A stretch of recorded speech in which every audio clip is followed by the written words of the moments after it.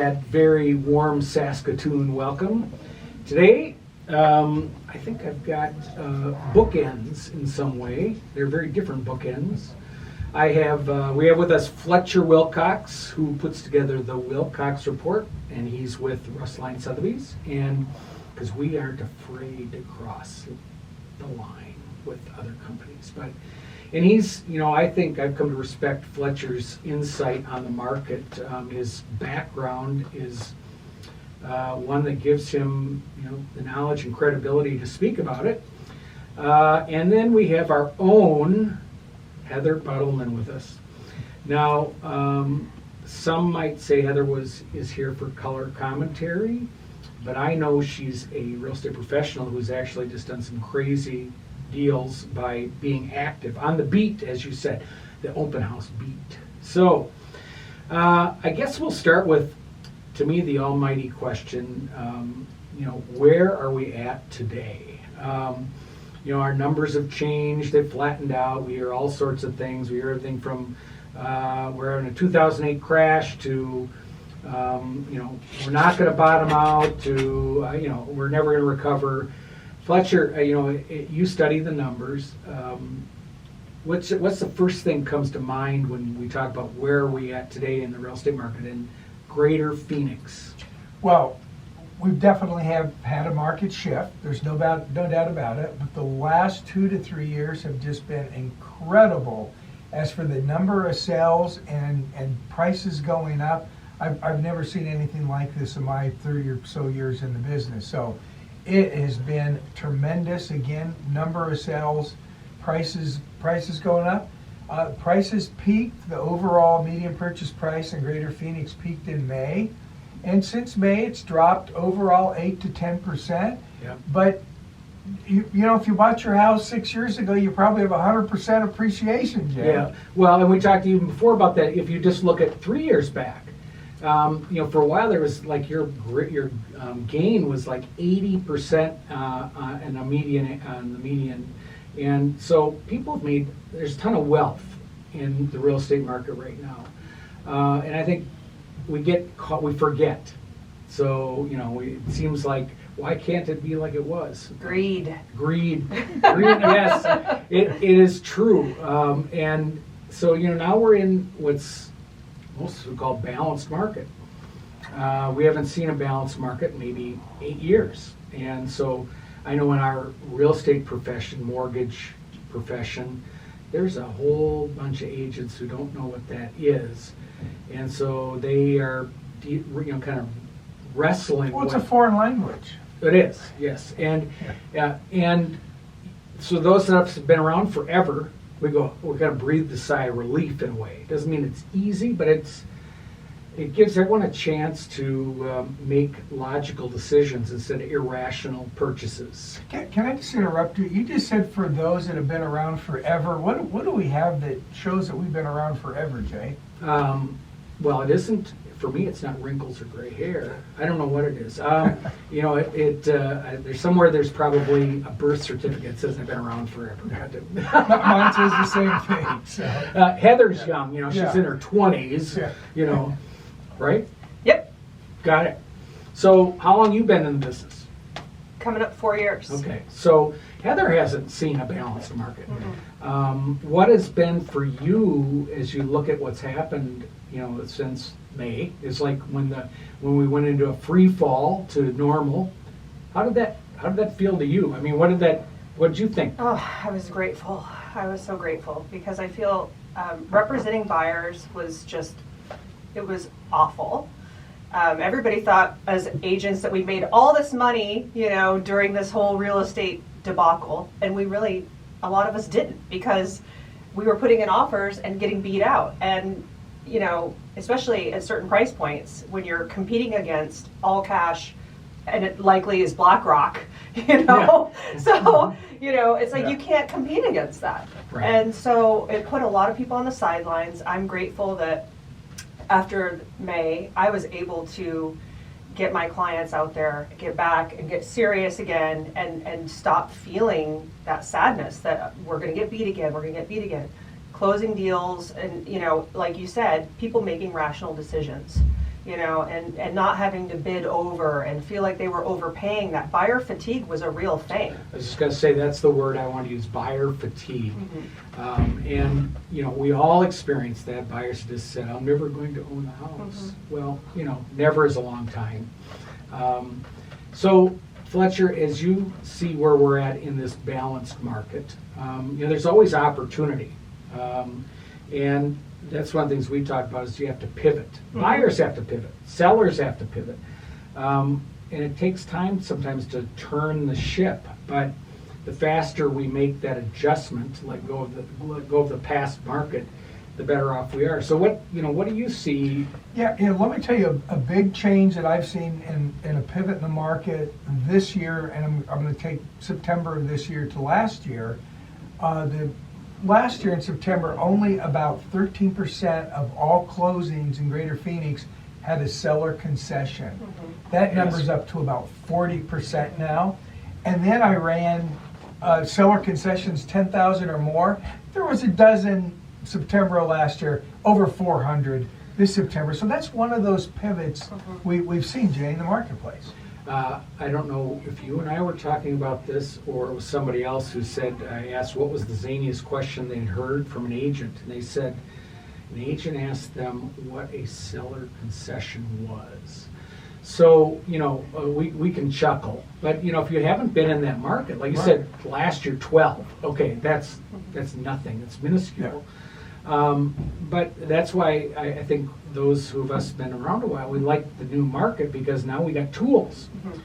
It's a way to overcome everything when you have a willing buyer and seller. And right now, sometimes for sellers, it's more palatable to make a contribution than lower a price. It's psychological in some ways.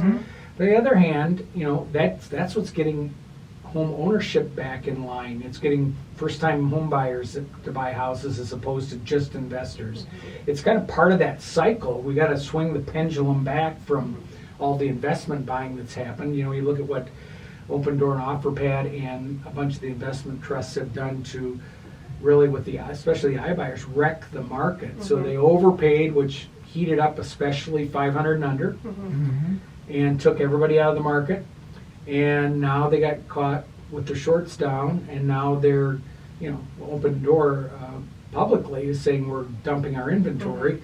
So now they're suppressing that market, and this too all shall pass. But this goes to show you that, when we get back to a true balanced market, then buyers, especially first-time buyers, can get back in, buy a house, be able to afford to do it, and I think the future is pretty bright overall.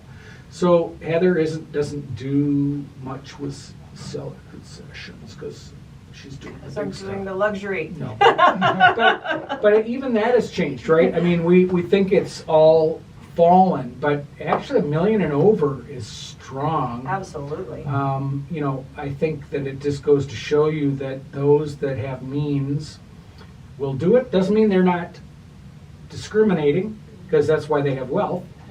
But we're seeing multiple offers, and we're seeing stuff sell quickly in the luxury market. So luxury market, they're not affected by the interest rates. They're affected by the stock market. Stock market is down, obviously, and the thing about it that's interesting too is all of our out-of-town buyers that are coming in, they have substantial disposable wealth, right? And they are being a little more discerning, but they have this misconception because they've been listening to MSNBC. So they're thinking of a national market, and what they're not seeing is, and even when they look at Maricopa County, right, they're thinking of this big picture. It's not like that in luxury, okay? We are hyper local, right? It's Scottsdale, Paradise Valley, Cave Creek, those markets, it's still very strong. It's a very strong seller's market. Now, that being said, yes, not everything is going at list price, right? We're seeing that too. That's not happening. And we're asking for repairs, we're getting repairs, it's more negotiations. But, now that it's October, all of our out-of-town buyers are here and active. So guess what we're seeing again? Multiple offers. Yeah. Yeah, I think that is so true. and cash. Yeah, and houses, the good houses. So we passed Yep. it with the date when anything would sell. Oh, it was yeah, like yeah. Anything would March, sell a April. It couple was years like, ago, oh, yeah. my house burnt down. Oh, I'm gonna offer over list. I mean, it was crazy. But now, we are seeing that. But it's, again, I think inspections. People actually get to do an inspection, and they get to do A multiple. full 10 days if you want. Yeah. Wow. And they might get a repair if they ask for They it. might even get a repair. Imagine that. it is. It's funny how fast it shifted. And those in our industry who have shifted with it or pivoted are are doing well. Those that aren't, I'm not criticizing anybody. It was a fast. For those that've been around a long time, we've never seen anything happen that fast. It was like it's like a free fall. We dropped from 36,000 feet down to 10,000 feet in about a week. It was just crazy. So. Fletcher, what do you see in the luxury market? So, I mean, what are you hearing from those that you know? Well, inventory's still very tight in the luxury market. Not a lot of new product online right now. And obviously, if somebody wants to build from start to finish, from buying the land to the plans, that's taken 3 years, Yeah. maybe 2 if you're fortunate. Right. But it's still a pretty hot market. And you mentioned wealth at the beginning. There was more wealth created in 2021, I believe, which created more luxury buyers than ever before. And people were coming to, as she was saying, they're coming to Paradise Valley, Scottsdale, Cave Creek, and I'll add Carefree, Fountain Hills, and Yeah. Arcadia there. Oh, yeah, So, for sure. Yeah, it definitely. We look at over the last several months the 4 top sellers markets in our area, and it's been Paradise Valley, Scottsdale, Fountain Hills, and Cave Creek of all places. Right. And they have not. It has not deviated. The rest have gone into a free fall, and those areas have kind of hung up there in a seller's market. Right. But that's what they don't understand, I think, too, is like I said, they're watching the national news. And they gotta understand that these markets are strong. Yeah. We're not losing money here. We're building luxury. Yeah. And it's gonna stay. And they're thinking they're gonna come out and get a deal. And that's not happening. We're not seeing deals. We're seeing maybe you can offer, $100,000 less, on a $2 million plus listing, but that's about, maybe, but then we are getting multiple offers. So it's tricky to navigate because they've heard what's on the news, but then they're not here and they don't understand the market, and you need to explain to them and why certain communities hold their value better than others, and it's just explaining all that to them. It is, and I think one of the telltales I think that has changed when we ramped up was country club memberships. Remember, yes. they were literally giveaway Oh, my God. pre-COVID, Yeah. and now Oh my God, you Yeah, can't some- get one to save your life. Some talk about 3-4 year waiting Yes. lists, and Yeah. that to me is the ultimate sign of discretionary income. Right. You're going to plop down $250,000 to $500,000 as an initiation and pay the dues, and I think that really speaks to the other thing about real estate is it's about life experience. Right. And if you have the wherewithal, you're going to spend that money to make your life experience be exceptional. And I think that's been a COVID, an outcome of COVID was people kind of said, okay, let's reevaluate where we're at. Right. And so I think that's good. But on the other hand, when we get into the lower end of the market, so the first time home buyer, second move-up buyer, such an unbelievable opportunity right now, like you said, with buy downs, adjustable rates. Every expert we talk to, because I'm not a mortgage expert, never will be, but they all talk about rates the history. If we stop and really look at the historical data, we're coming up on a time when rates will settle back, and usually they settle back pretty quickly. We're going to go through an election cycle. Someone's going to say the word recession finally, and everyone's going to throw their hands up and go, finally, really, you felt my pain. And then the bond market will change, everything will change, and all of a sudden we'll see rates drop. There's some saying that mid next year they could be in the 4s again, and which would be a normal rate, not 2 2.25, which was artificial. Artificial and just phenomenal time. Yeah. Yeah, free money. Yeah. Do I qualify for free money? And, those things is just, one of my observations is that government intervention in market forces there's always a reaction for what they do. And I think we see that now. So they kept rates so artificially low for so long.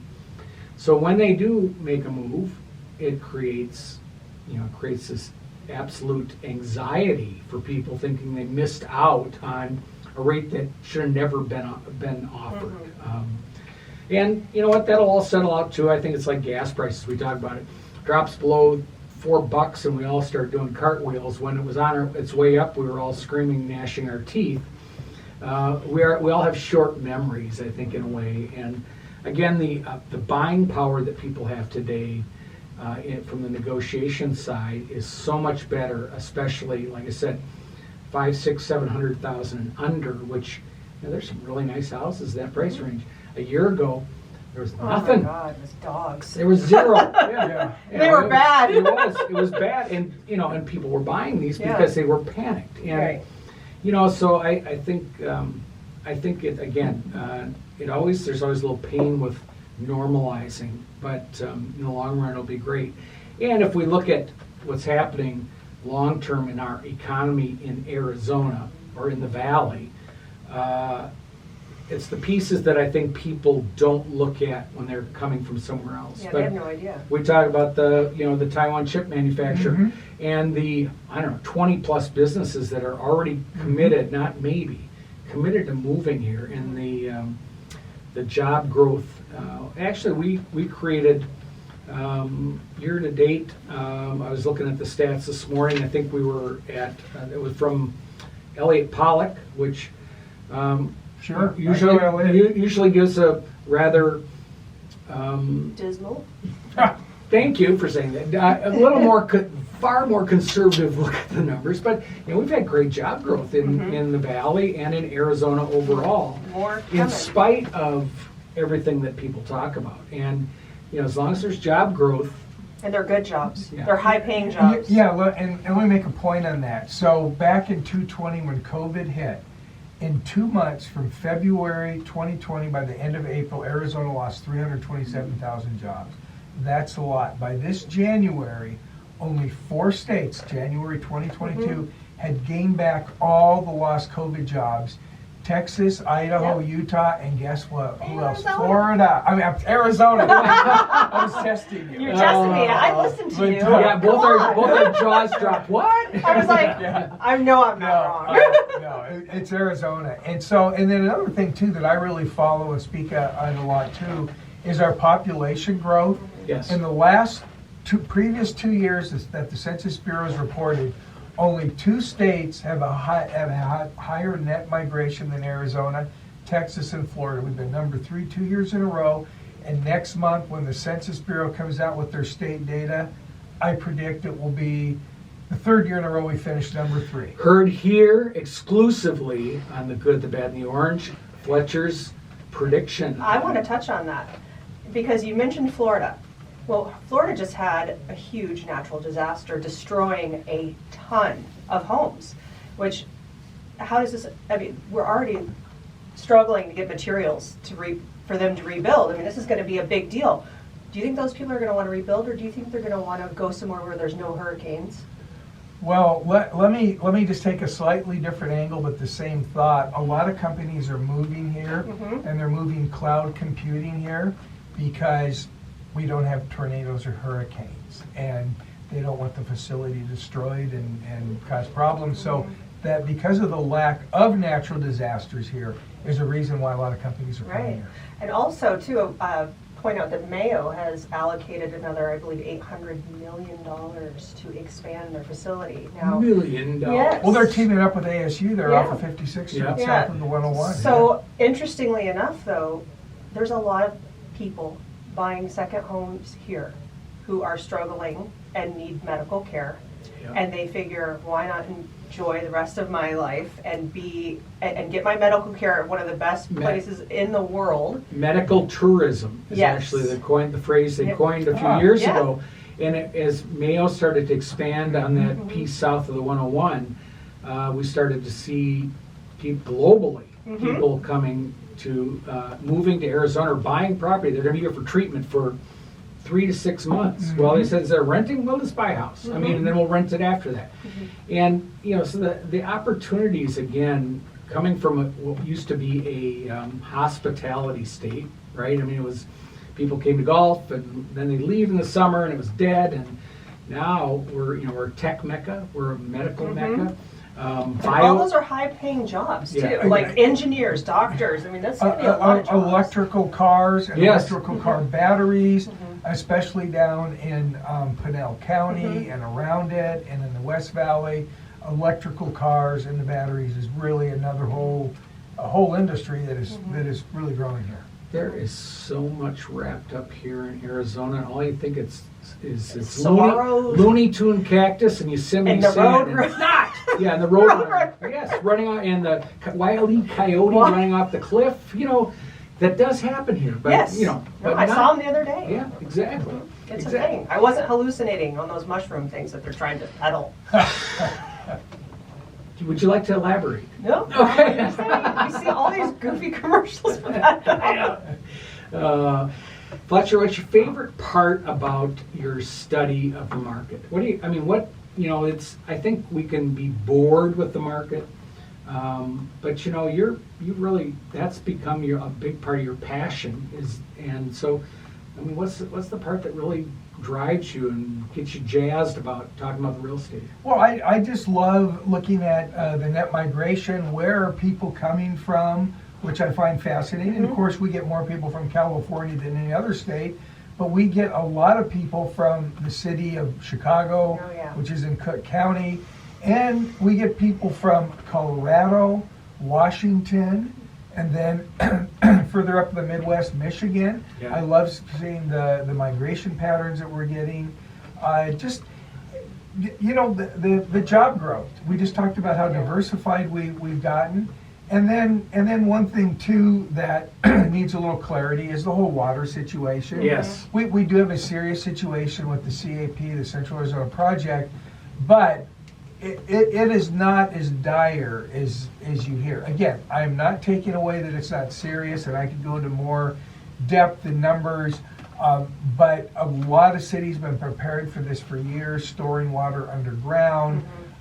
There's better technology from even flushing toilets now. Right. And again, what you can't do is you necessarily can't build everywhere and dig a well and expect water. You've got to be a little circumspect, but we do have plenty of growth in the greater Phoenix area. Yeah, I learned this the other day that there's enough water supply to take care of the whole population of Phoenix for 12 years or something if something happened.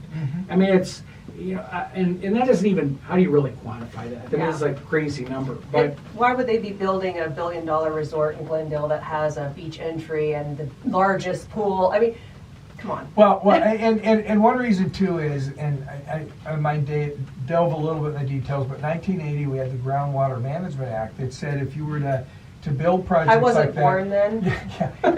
I'm just kidding. I was, but right before 1980.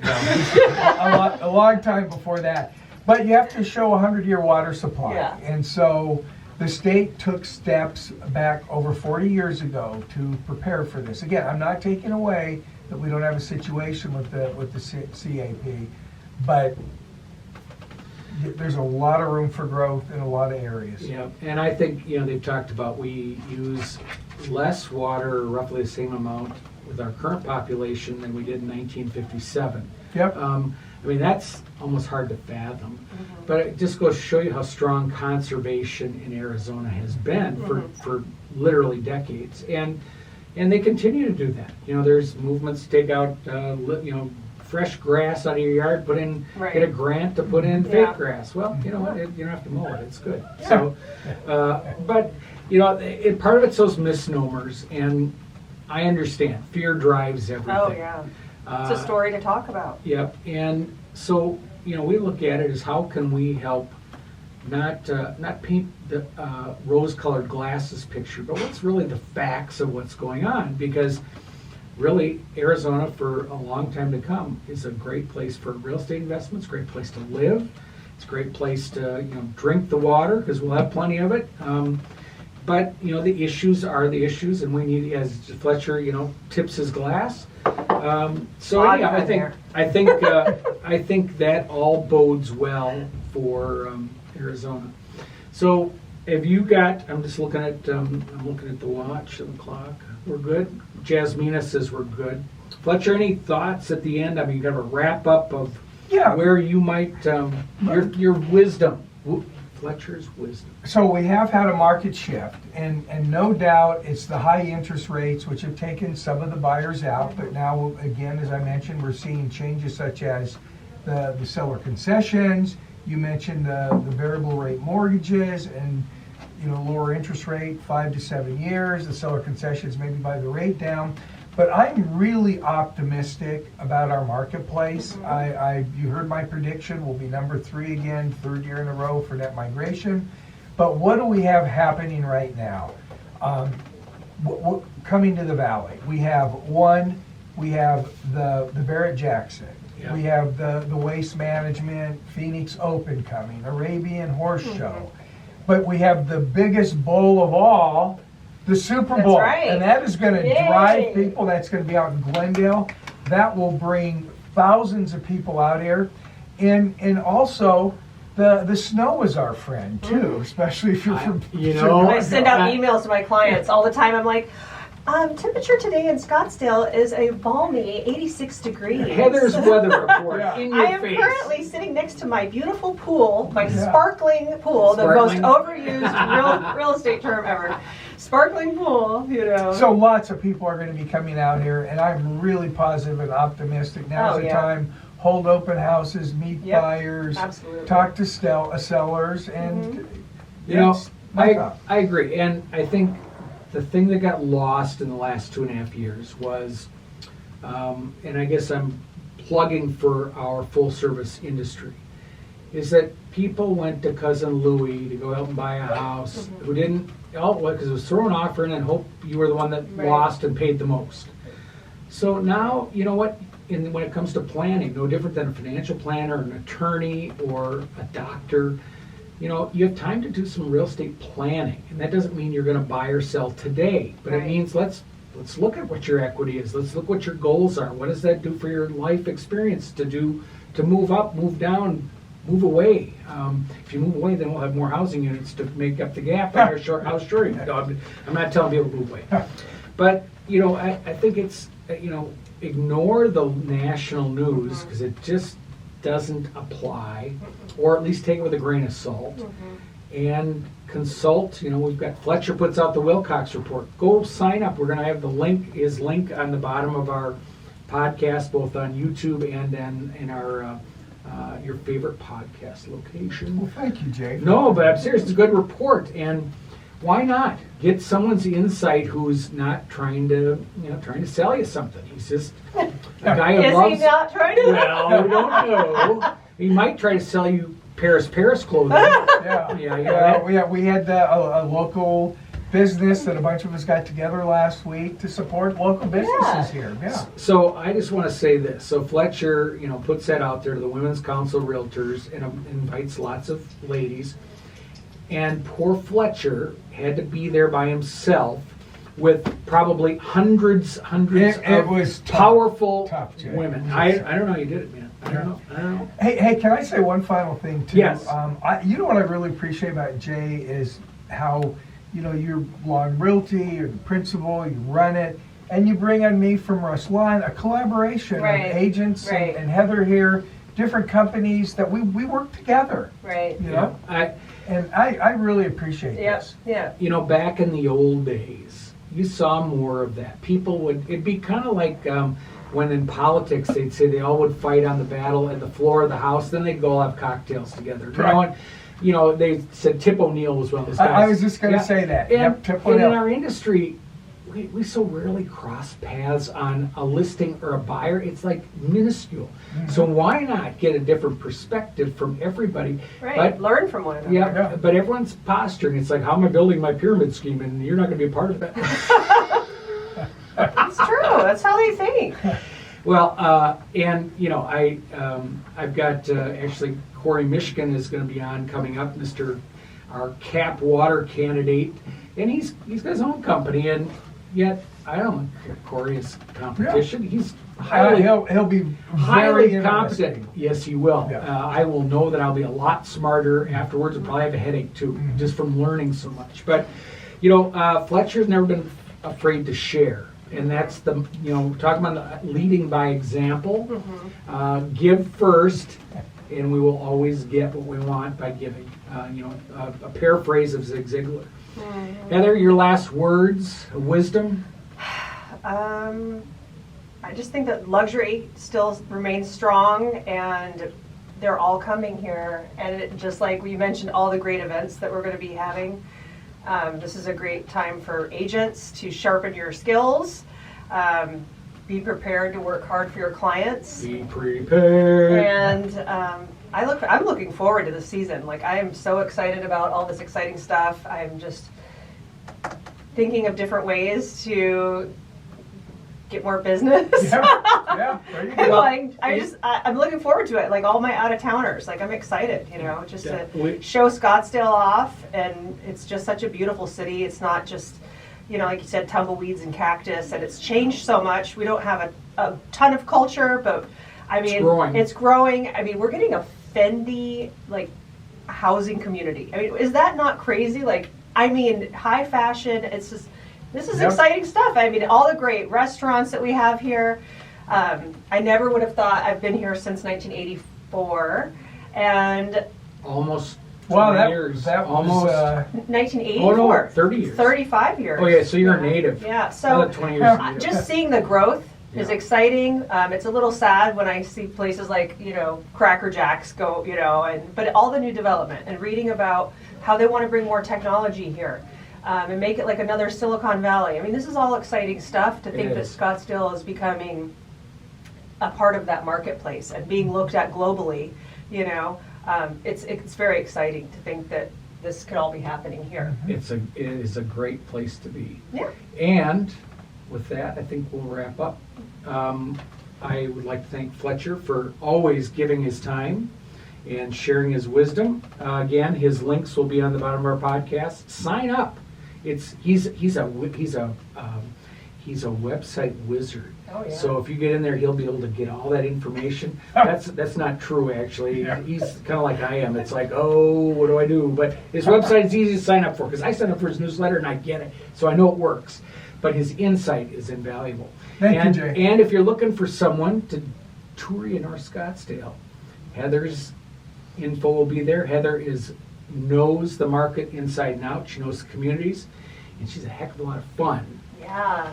A lot of fun. I love cocktails. just to drive around with. Let's just drive around with Heather. I'm Hey, gonna call her, never show me homes. Have a good time. Yeah. Buy me lunch. No. Oh my. I will not buy you lunch. No, I'm just kidding. All right, and with that, we will wrap up another slice of the good, the bad, and the orange. Thank you both, and we'll see you next time.